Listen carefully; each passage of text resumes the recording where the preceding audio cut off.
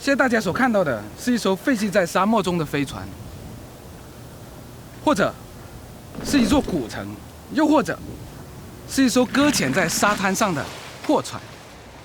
但其实我只是在一个儿童乐园的沙池里面。Hello， 大家好，欢迎收看拓新，我是阿威。今天我们来聊一聊用 AI 换背景。在几年前，视频换背景并不是那么容易。要是拍摄的时候有背景布的话，那还能省点力气。可是，一旦没有的话，那就得 low 头了，特别耗费时间。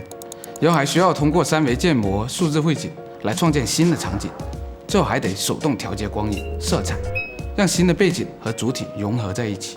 为了让一段视频的背景替换效果自然，常常要反复修改几个小时，而且最终的效果还不一定理想。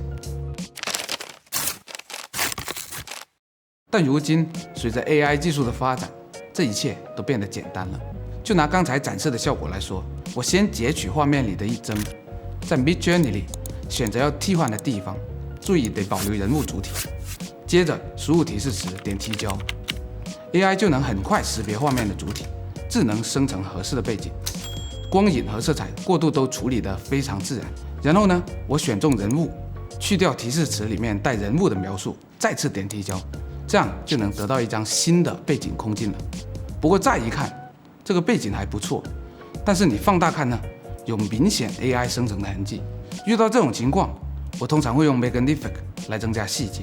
处理完之后呢，再放大一看，效果确实比之前好多了。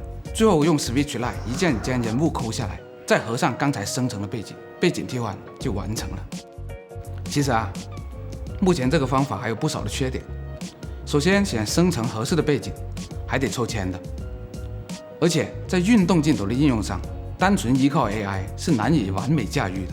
像这个画面从左到右移的话，我们就得用后期工具跟踪画面的数据，再将数据应用到替换的背景上面，这样才能保证替换的元素与镜头运动同步。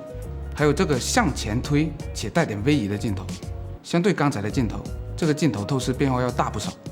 所以通过 AI 生成背景之后，还得用3维软件对它进行映射，跟踪原背景获取镜头数据，这样才能让背景跟原本的镜头调度匹配。类似这样的例子还有很多，这也充分证明了想要完全靠 AI 生成理想的效果，目前还不太现实。但不可否认的是，随着 AI 不断的发展，它能带给我们的并不只是效率的提升。好，这就是本期所有内容了，希望对大家有所启发，下期再见，拜拜。